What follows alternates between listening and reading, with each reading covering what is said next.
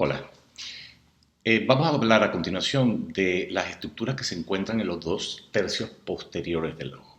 Si consideramos el ojo, viéndolo de adelante hacia atrás, en el tercio anterior, ¿qué encontramos? Aquellas estructuras que están en contacto directo con el medio ambiente. Las estructuras que son las primeras en recibir la imagen, en recibir la luz. Encontramos entonces los párpados, la conjuntiva, toda la superficie ocular bañada o lubricada gracias al sistema lagrimal, la córnea y después la cámara anterior, que es el espacio que se encuentra entre la córnea, que es curva, y el iris, que es perpendicular y completamente plano.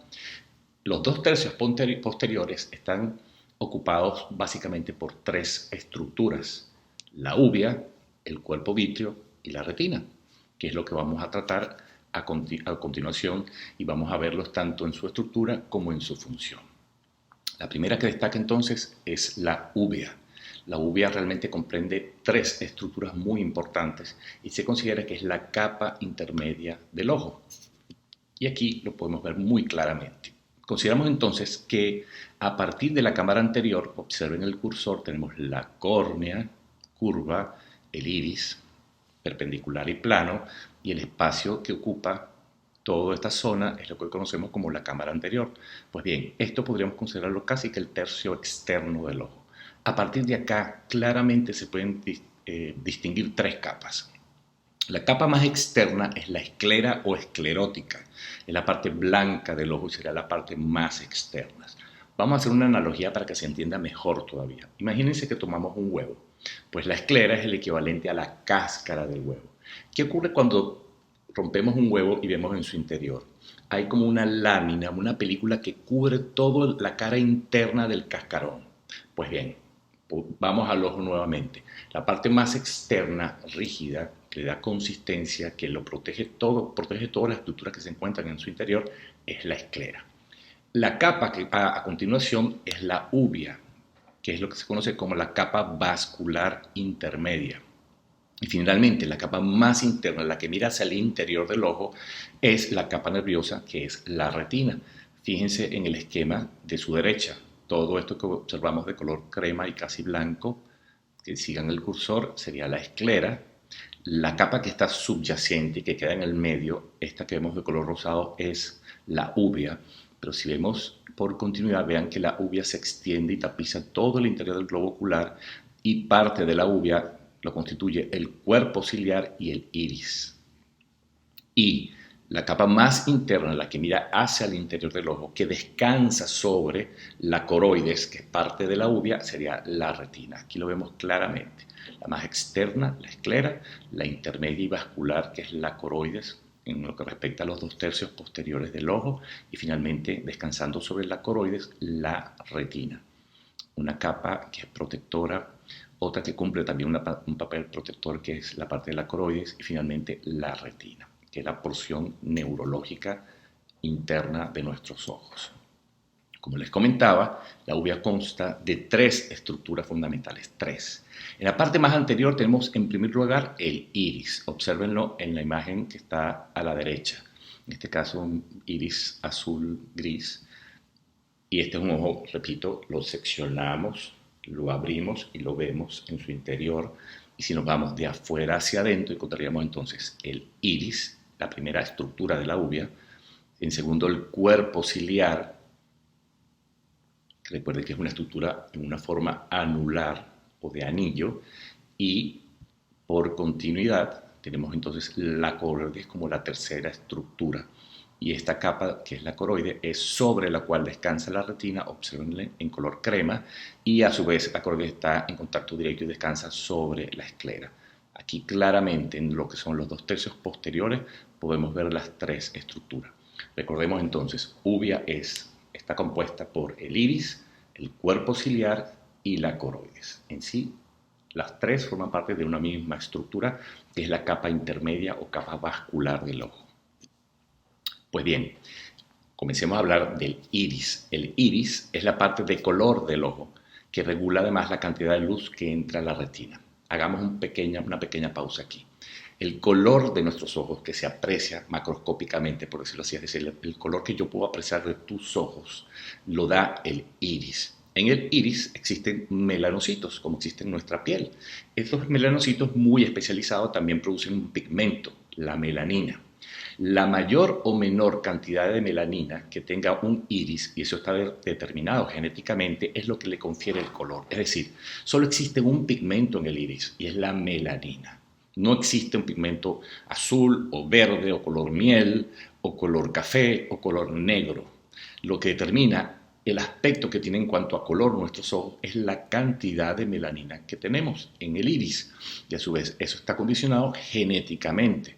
Por lo tanto, cuando vemos, por ejemplo, un iris azul o alguna persona que tiene los ojos que lucen de color azul, no es porque tenga un pigmento azul, es porque tiene muy poca melanina. De hecho, son ojos o son personas que son mucho más sensibles a la luz que aquellos que tienen mucha melanina, cuyos ojos lucen negros o color café, que son mucho más tolerantes con respecto a la luz. Eso por una parte, eso digamos que es un tema un poco más estético, pero la parte relevante acá es que el iris actúa como el diafragma de la cámara fotográfica. ¿Por qué? Porque en su centro, lo podemos observar en estos 9 iris, existe un orificio que es la pupila. De acuerdo al diámetro de la pupila, pues el iris actuará como el diafragma y permite que entre más o menos luz a nuestros ojos. Y el control del tamaño de nuestras pupilas depende de una parte del sistema nervioso central que conocemos como el sistema nervioso autónomo. Recordemos que ese sistema, que no depende de nuestra voluntad, tiene una parte simpática y una parte parasimpática. Entonces el sistema nervioso simpático, ¿qué hace? Dilatar la pupila, abrirla. ¿Y cómo lo hace? Porque en el espesor del iris existen, sigan el cursor, un músculo que se llama el músculo dilatador del iris, es un músculo liso. Ese músculo son fibras que van del centro hacia la periferia, de esta forma como lo estoy señalando con el cursor. Cuando el sistema simpático, por una descarga de adrenalina, estimula nuestro iris, la pupila se abre para percibir más luz. ¿Cómo se abre? Porque estos músculos dispuestos de forma radial del centro hacia la periferia se contraen y simplemente hacen el orificio pupilar o la pupila más amplio. En contraparte, el sistema nervioso parasimpático, que es un sistema destinado más a reservar energía, a conservar estabilidad en los sistemas, influye o determina la contraparte, que sería el músculo constrictor de la pupila, es decir, cierra la pupila. ¿Dónde está ese músculo? A diferencia del que les acabo de comentar, que es el dilatador del iris, que son fibras radiales, el músculo que se encarga de constreñir la pupila, de cerrarla, está representado, observen en este iris, como lo estoy señalando con el cursor, está justo en el borde pupilar. Por lo tanto, cuando él se contrae por efecto parasimpático, lo que hace es cerrar la pupila. Entonces existe una dinámica, un balance entre el simpático y el parasimpático dependiendo de las condiciones luminosas del ambiente y las circunstancias que esté viviendo el individuo. Si un individuo se encuentra frente a una situación de peligro donde debe o luchar o correr, su sistema simpático se activa, suda, tiene mucha energía, se acelera su corazón, empieza a correr y sus pupilas, ¿qué pasan? Se dilatan. ¿Por qué? Porque en ese momento requiere captar mucho más luz. De una forma simple de explicar entonces cómo estos dos sistemas pueden actuar y se pueden activar de acuerdo a las circunstancias. Lo más importante es entender que el iris actúa a través de la pupila como el diafragma de la cámara fotográfica. Nos va a ayudar a captar más o menos luz de acuerdo a las condiciones del ambiente y a nuestras necesidades biológicas. Ya les hablé del cuerpo ciliar, acabamos de hablar del iris. La tercera estructura que forma parte de la uvea es la coroides. La coroides se caracteriza por ser una capa ricamente vascularizada, que no solamente tiene un gran efecto protector, sino que además nutre a la retina que descansa sobre ella. Vamos a hacer otra analogía quizás para ayudar a entender más este punto. Imagínense el piso de su casa, y el piso de su casa es la coroides. Compran una alfombra y la extienden sobre el piso de su casa. La alfombra es el equivalente a la retina. ¿Qué les quiero dar a entender? Que la retina descansa sobre la coroides. Y gracias a ese descansar, ese contacto directo sobre la coroides, las capas más profundas de la retina se nutren a través de la coroides. Por otra parte, una función muy importante es que la coroides es responsable, y una forma de proteger al ojo y a la retina, de absorber la luz que se proyecta sobre la retina. Recordemos que la imagen es luz reflejada por los objetos que se encuentran en el ambiente donde estamos ubicados. Esa luz llega a nuestros ojos, es proyectada sobre la retina, va a producir una serie de reacciones químicas que generan al final del día los impulsos nerviosos. Pero ¿qué pasa con esa luz que entró a nuestros ojos? Pues esa luz es absorbida por la coroides y de esa manera se evita un tema de fototoxicidad y es la forma en que nuestra biología nos protege. Observen la imagen arriba y a la derecha. Vemos una vez más, para recordar lo que es la uvea, la esclera, la capa más externa, la capa intermedia, que si nos vamos de adelante hacia atrás, observen el cursor, conseguimos en primer lugar el iris, parte de la uvea, el cuerpo ciliar, parte de la uvea, y después la coroide que se extiende tapizando todo el interior de la esfera que es nuestro ojo y sobre la cual descansa la retina. La imagen que ven acá abajo la traje para que observen la relevancia de esta capa como la capa vascular. Todo lo que ven acá, estas líneas blancas, y a su vez una gran cantidad de líneas finas que parten de las más gruesas y forman como un entramado, es la coroides. Esta es una foto de un estudio que se hace mucho en oftalmología, que es que se le inyecta a la persona un contraste por la vena que florece.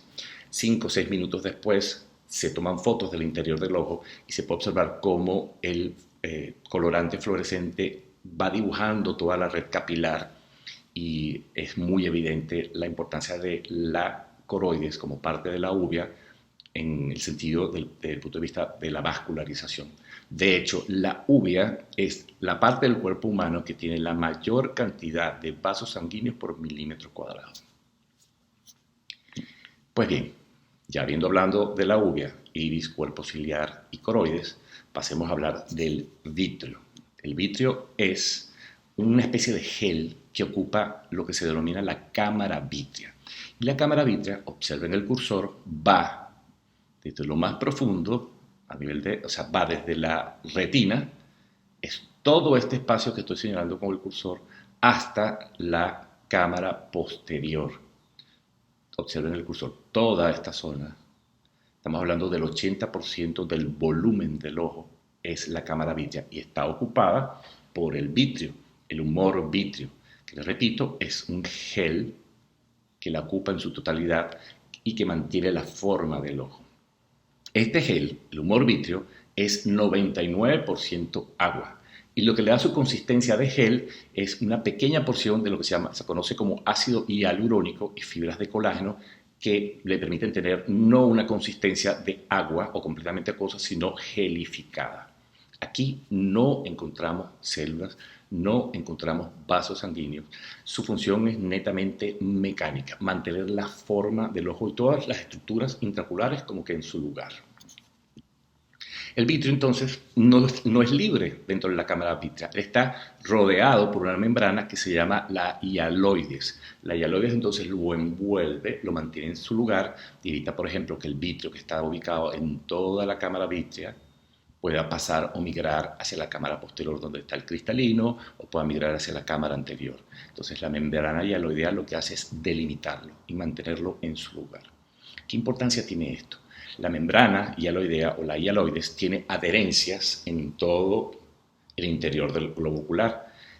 ¿Qué permiten esas adherencias? Que el vitrio pues, no se salga de su lugar, se mantenga en su posición. Las adherencias más importantes de la membrana hialoides con las paredes del interior del ojo están hacia el nervio óptico, pero existen también otras que se ubican hacia la parte más anterior, en la parte donde la retina se va adelgazando hasta que termina su estructura histológica, que estaremos hablando de esta zona que estoy mostrando con el cursor. ¿Por qué les comento esto? Porque el vitrio en buena medida puede ser responsable de un fenómeno que ocurre que se conoce como el desprendimiento de retina. ¿Por qué? Porque este gel, si se sale de su posición y es capaz de entrar entre la coroides y la retina, la puede despegar. De hecho, es uno de los mecanismos que se explican o con los que se explican los desprendimientos de retina. Aquí lo básico, lo fundamental es que él debe mantener su posición, su estructura, ocupando el 80% del interior del ojo. Otra curiosidad con respecto al vitrio es que el vitrio no se modifica con el paso de los años en el sentido de que no se recicla como ocurre con el humor acuoso que rellena la cámara posterior o la cámara anterior. Él es constantemente, prácticamente durante toda la vida. Y en él además la transparencia puede perderse en algunos momentos, se pueden formar como grumitos de gel que flotan en su interior y esos grumitos son los que explican lo que se conoce como las miodesopsias, que es cuando vemos como cositas que flotan o se mueven. Básicamente es el vitrio, que en vez de ser completamente transparente, tiene pequeñas concreciones o pequeños acúmulos del gel y cuando entra la luz en sentido anterior-posterior, esos grumos flotando hacen sombras sobre la retina y esas pequeñas sombras son ver esos punticos o como hilitos que se conocen como miodesopsias o cuerpos flotantes.